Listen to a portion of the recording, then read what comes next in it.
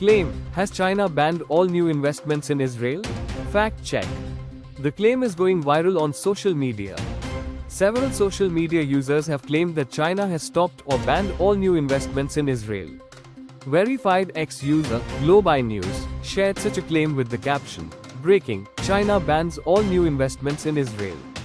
Accompanied by an image, likely of Xi Jinping, it gained over 5.8 million views and can be seen here. Other users have shared similar claims which can be seen here and here. Fact check.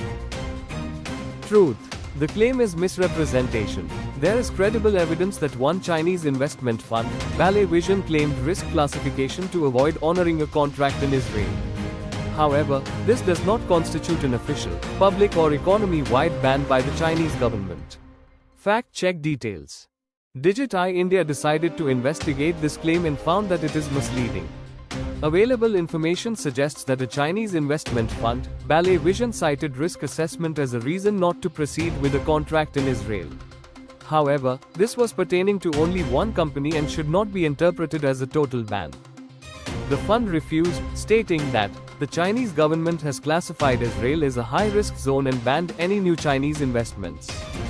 View this section from the report here. There were also political constraints, saying the Chinese government's restrictions have forced the fund to rely on shareholder loans rather than fresh capital injections.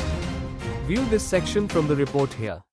There have been no reports about a blanket ban by China on investments in Israel from any reputable news outlets or major media platforms. Thus, the claim is misrepresentation. Claim: China has banned all new investments in Israel. Conclusion: the claim is misrepresentation.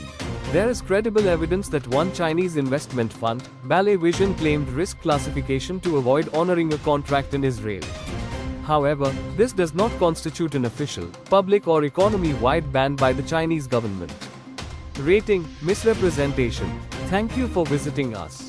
For more videos, subscribe to our channel Digit-i India.